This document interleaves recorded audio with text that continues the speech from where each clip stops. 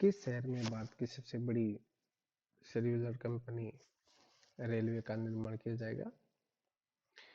India which city will India's largest circular railway will constructed?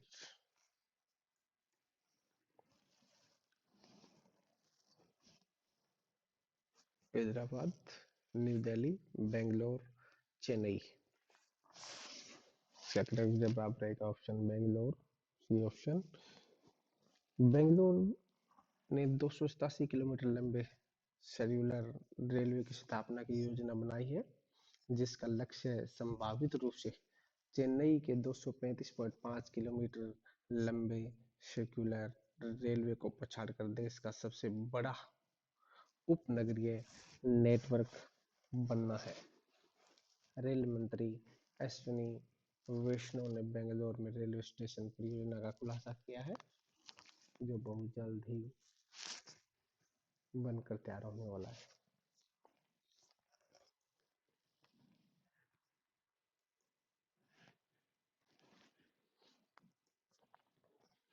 किस देश के लेखक पॉल लिंच को उसकी किताब प्रॉफिट सॉन्ग के लिए बुकर पुरस्कार 2023 से सम्मानित किया गया है? Which the country author Polish has been awarded the Booker Prize 2023 for the book Profit Song? Ireland, second Denmark, third Israel, last and final Scotland. इसके लिए करेक्ट जवाब रहेगा ऑप्शन ई, आयरलैंड।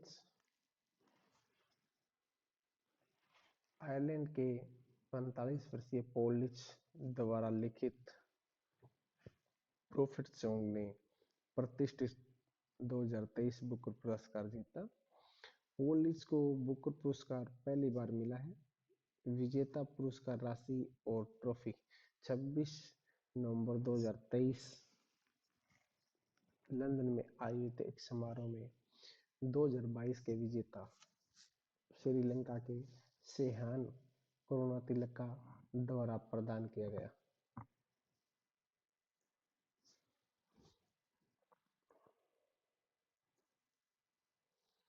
समलैंगिक विवाह को आधिकारिक तौर पर मान्यता देने वाला पहला दक्षिणी एशियाई देश कौन सा है? Who has become the first South Asia to officially recognize by gay marriage? First Bhutan, second Nepal, third India and fourth Bangladesh. Correct जवाब इसके लिए रहेगा Nepal, B option. Supreme court द्वारा समलैंगिक विवाह को वैध घोषित करने के बाद नेपाल औपचारिक रूप से समलैंगिक विवाह को पंजीकृत करने वाला पहला दक्षिण एशियाई देश बना है। 35 वर्षीय ट्रांस महिला माया गुरंग और 27 वर्षीय समलैंगिक सुरेंद्र पांडे के विवाह को कानूनी रूप से मान्यता दी गई है। उनकी यह शादी पश्चिमी नेपाल के लामजंग जिले के डोरडिक ग्रामीण नगर पालिका में पंजीकृत की गई है।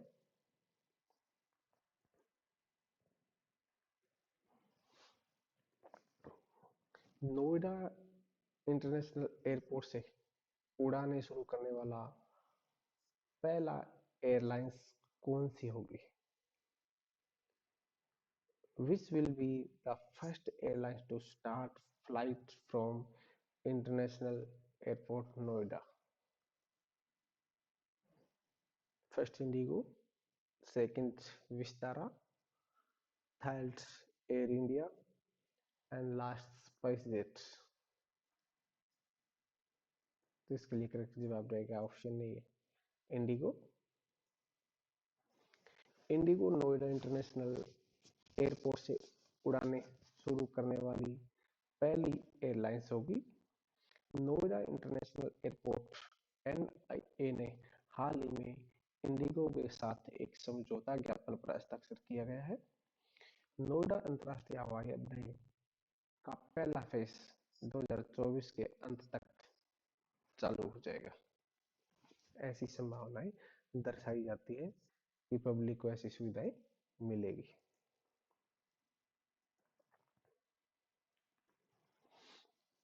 भारत और किस देश ने संयुक्त माइक्रोवेव्स उपग्रह को लॉन्च करने की घोषणा की है? India and which the country have announced the launch of joint microwave satellites? Option first, Russia, second, Japan, and America, and last final Sri Lanka. Correct option रहेगा इसके लिए ऑप्शन सी, अमेरिका। भारत और संयुक्त राज्य America NASA ISRO synthetic aperture radar NISAI उपग्रह के आगामी संयुक्त प्रक्षेप के साथ अपने अंतरिक्ष सहयोग को नई ऊंचाइयों पर ले जाने के लिए तैयार है। वर्ष 2024 की पहली तिमाही में यह सैटेलाइट लॉन्च कार्यक्रम की घोषणा की गई है।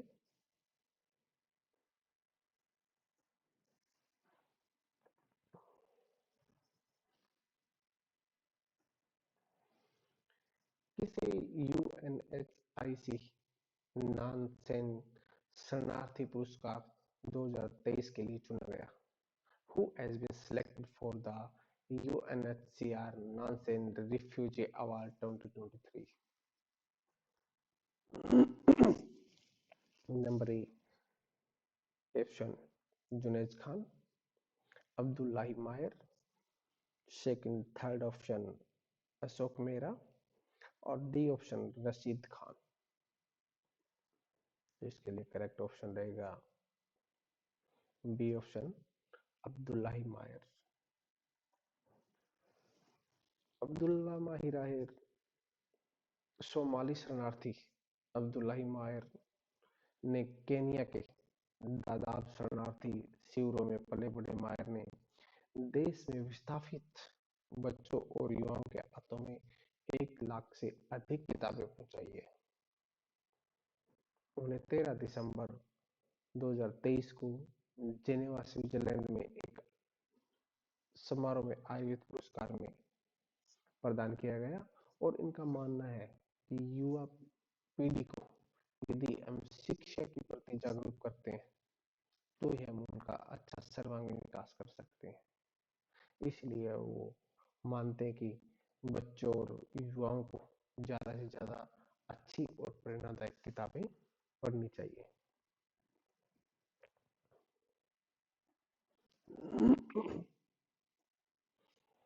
किस राज्य ने ग्राम पंचायत बैंकिंग के लिए AMA बैंक का अनावरण किया? Which state has unveiled AM Bank of gram panchayat banking? Tamil Nadu, Bihar, Uttar Pradesh, Orissa. Orissa correct option रहेगा इसके लिए।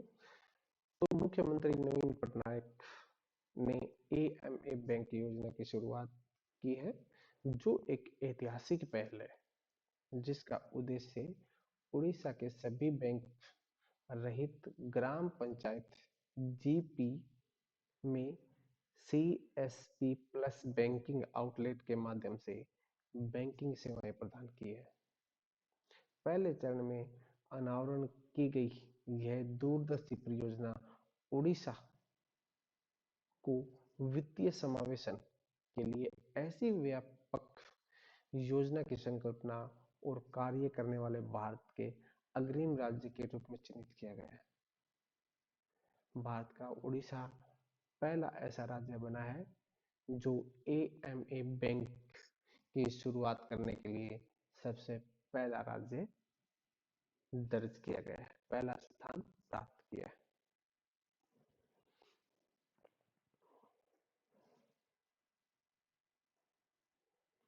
विश्व एड्स दिवस कब मनाया जाता है? World ads day celebrates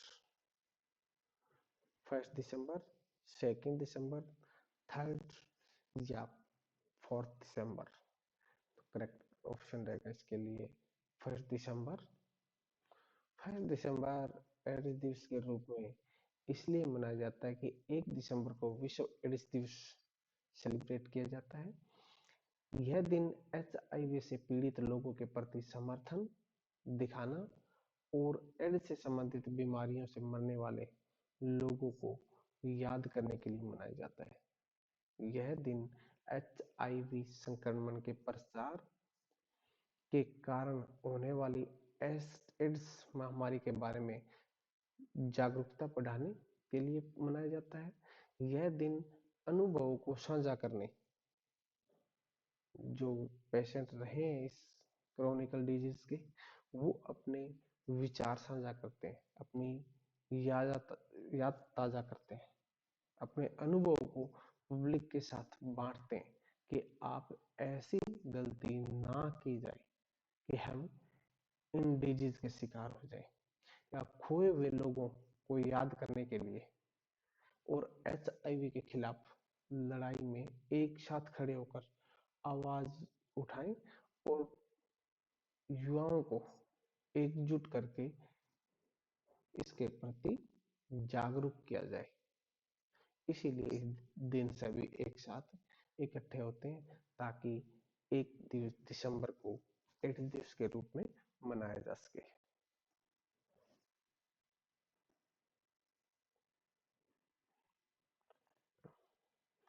Bharat के पहले दूरसंचार उत्कृष्टता केंद्र की शुरुआत किस राज्य में की जाएगी? India is the first telecom center of excellence will be launched in the which states? Madhya Pradesh, Haryana, Uttar Pradesh, Assam. तो करेक्ट जवाब रहेगा इसके लिए ऑप्शन सी, उत्तर प्रदेश। उत्तर प्रदेश सरकार ने भारत के पहले दूरसंचार उत्कृष्टता केंद्र